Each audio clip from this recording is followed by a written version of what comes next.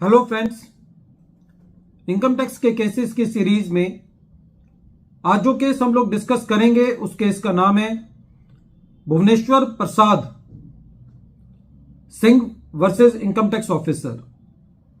यह case 105 ITR tribunal page number 564 पर report हुआ। मैटर दिल्ली ITAT की ए बेंच ने डिसाइड किया और इस केस का जजमेंट 24 मई 2023 को आया। इस केस के अंदर एसएससी का long term capital gain generate हुआ। एसएससी ने अपने ब्रोकर से शेयर्स परचेज करे। जब एसएससी ने ये शेयर्स परचेज किए अपने ब्रोकर से, तो जो पेमेंट की गई ब्रोकर को वो थोड़े समय बाद पेमेंट की गई। एसएससी ने शेयर्स परचेज करने के बाद एसएससी के शेयर्स डीमैट अकाउंट के अंदर आए। एसएससी ने डीमैट अकाउंट से वो शेयर्स को सेल किया और जब असेसमेंट प्रोसीडिंग्स चल रही थी तो असेसिंग ऑफिसर का यह कहना था कि यह प्रैक्टिकली पॉसिबल नहीं है कि कोई भी ब्रोकर शेयर्स बेचने के बाद किसी को पेमेंट करने के लिए मोहलत दे, और खाली इस वजह से कि एसएससी ने शेयर्स परचेज की जो पेमेंट है वो शेयर्स परचेज करने के थोड़े टाइम बाद पेमेंट की है। खाली इस बेसिस पर यह कहा कि जो सेल ऑफ शेयर्स की इनकम है वो अनडिस्क्लोज्ड इनकम है और एसएससी का एडिशन किया। एसएससी का जब ये एडिशन किया गया तो असेसिंग ऑफिसर ने कहीं पे भी एसएससी की परचेज ऑफ शेयर्स या सेल ऑफ शेयर्स की ट्रांजैक्शन को डाउट नहीं किया था। खाली इस आधार पर कि एसएससी ने अपने ब्रोकर को शेयर्स परचेज करने के बाद पेमेंट की है, खाली इस बेसिस पर असेसिंग ऑफिसर ने एसएससी का एडिशन किया। जब एसएससी सीआईटी अपील के पास मूव किया तो सीआईटी अपील ने एसएससी की अपील को अलाउ किया। डिपार्टमेंट आईटीएटी गया और जब यह मैटर आईटीएटी के अंदर था तो ट्रिब्यूनल ने एक नई चीज एसएससी के ऊपर डाली और यह कहा कि during the assessment proceedings SSC इस बात को साबित नहीं कर पाया है कि जो शेयर्स एसएससी ने सेल किए हैं उसकी कॉरस्पॉन्डिंग परचेज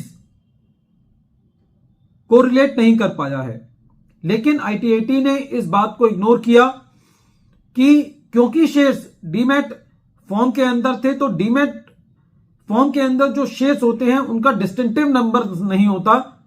यदि हम सेबी की जो गाइडलाइंस हैं उनके फ्रीक्वेंटली आस्क्ड क्वेश्चंस देखें डीमेटलाइजेशन पर, तो वो भी ये कहते हैं कि जो शेयर्स डीमेट फॉर्म में होते हैं उनके डिस्टिंक्टिव नंबर नहीं होते और वो फंजिबल होते हैं। फंजिबल का मतलब वो इंटरचेंजेबल होते हैं। जो डीमेट अकाउंट से सेल की जाती है उनकी कॉरस्पॉन्डिंग परचेज के जो डिस्टिंक्टिव नंबर है उसको कोरिलेट नहीं किया जा सकता। लेकिन खाली इस बेसिस पर आईटीएटी ने जो मैटर था उसको असेसिंग ऑफिसर को रिवर्ट बैक किया। जब असेसिंग ऑफिसर के पास ये मैटर आया तो असेसिंग ऑफिसर ने एसएससी से क्वेरी की कि आप ये बताएं कि जो शेयर्स आपने सेल किए हैं उनकी कॉरस्पॉन्डिंग परचेज कौन सी है। एसएससी के लिए ये बताना पॉसिबल नहीं था क्योंकि डीमैट के शेयर्स के अंदर ये बात नहीं बताई जा सकती, और जिसकी वजह से असेसिंग ऑफिसर ने दोबारा एसएससी की अनडिस्क्लोज्ड इनकम को लेते हुए एडिशन कर दिया। इस बार सीआईटी अपील ने भी एसएससी की अपील को डिसअलाउ किया और जब यह मैटर दोबारा सेकेंड राउंड ऑफ लिटिगेशन में आईटीएटी के पास पहुंचा तो आईटीएटी का यह कहना था कि जो पहली राउंड ऑफ लिटिगेशन के अंदर आईटीएटी ने डायरेक्शन दी वो इम्पॉसिबल थी, वो एसएससी के लिए उसको पूरा करना संभव नहीं था और कानून के अंदर एसएससी के ऊपर कोई ऐसी ऑब्लिगेशन नहीं डाली जा सकती जो एसएससी के लिए संभव नहीं है।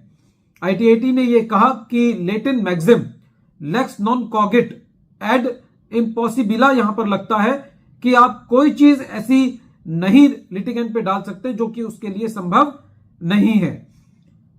और आईटीएटी ने इस टाइम एसएससी की अपील को एक्सेप्ट किया और यह कहा कि जो एडिशन की गई है खाली इस बेसिस पर कि एसएससी ने ब्रोकर को शेयर्स परचेज करने के बाद पेमेंट की है, या सेकंड पॉइंट कि एसएससी अपनी सेल की कॉरस्पॉन्डिंग परचेज को, डिस्टिंक्टिव नंबर ऑफ शेयर्स को नहीं बता पाया है, ये दोनों इस केस के में एसएससी के ऊपर एप्लीकेबल नहीं होती और इन बेसिस पर जो एडिशन किया गया है वो एज पर लॉ नहीं है। तो IT18 ने वो एडिशन को डिलीट किया।